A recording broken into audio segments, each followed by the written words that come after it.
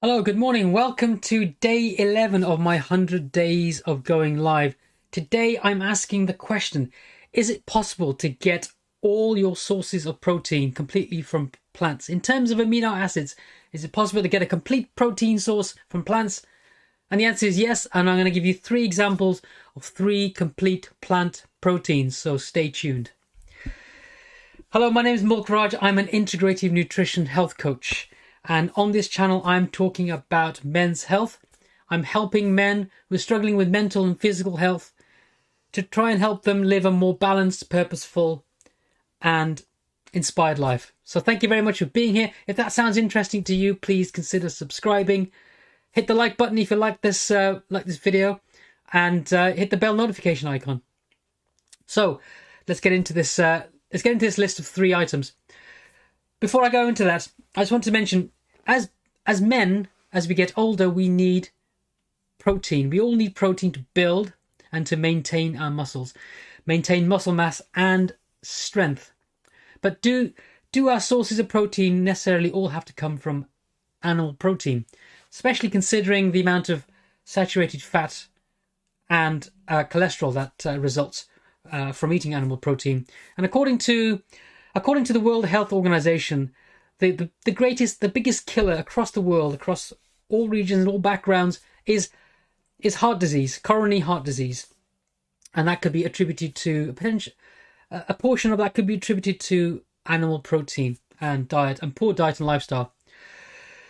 So, according to the JAMA Internal Medicine Review, there was a study of 400,000 people who ate solely plant protein. And it found that by eating plant protein, it reduced the risk of death by 13 to 24%. And I know we're all going to die at some point, but how do you want to face those years? How do you want to live? Do you want to live a healthy lifespan, a healthy health span? So I want to give you 3 sources of complete plant protein in terms of all of the essential amino acids.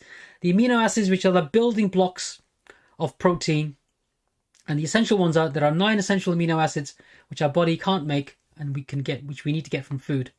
So the 3 items are, and I'm not saying that you should limit yourself solely to these 3 items. Tomorrow and in future videos I'll talk about ways of combining different different protein sources to have the same effect, to have a complete source of protein.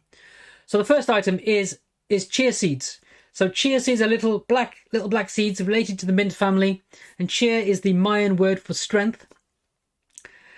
So it's an ancient food. It's recently been discovered as a superfood. It's high in protein.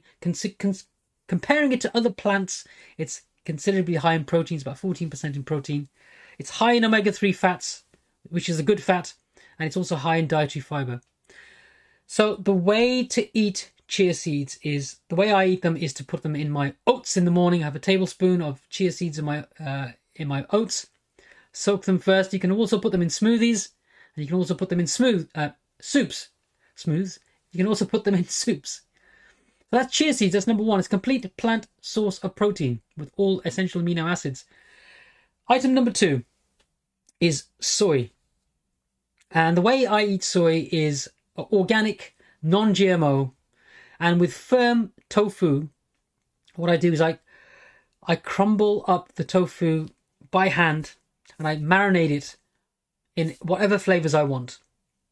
The good thing about tofu, it's not only is the richest source of protein, it is a complete source of protein, has all the essential amino acids, but it's also very high in calcium.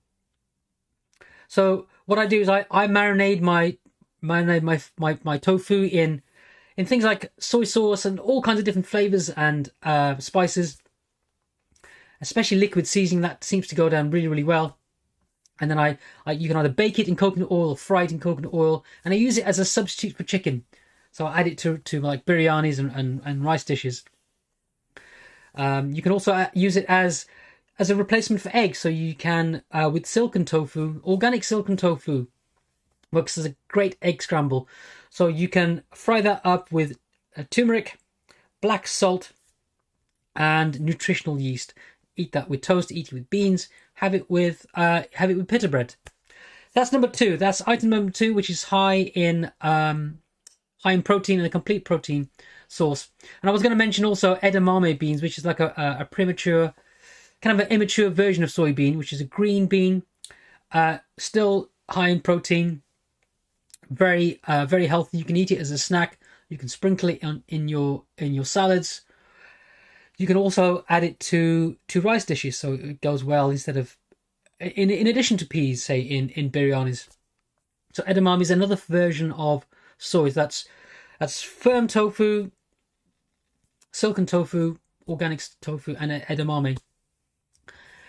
So the third complete source of plant protein that I think we should be taking is quinoa. High in protein, high in dietary fiber, high in B vitamins. Complete plant source, complete plant protein in terms of amino acids. It looks like a grain.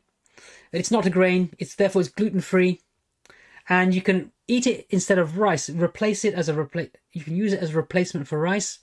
You can add it to your soups, to stews, to salads. Very versatile, but it's nutritious, highly nutritious. So those are 3 complete sources of plant protein that you could use to replace animal sources of protein. In future videos, I'll be talking about how you can combine different foods to have the same effect. For example, things like rice and beans. You can have the same effect in terms of amino acids by combining rice and beans. So I hope that's been helpful. Hope you're considering experimenting with different sources of plant protein. If you like this video, please give me a thumbs up. Consider subscribing. And I'll see you tomorrow for day 12, probably on the subject of protein. Thank you very much for being here. I really appreciate your time. Take care. Hope to see you soon. Bye-bye.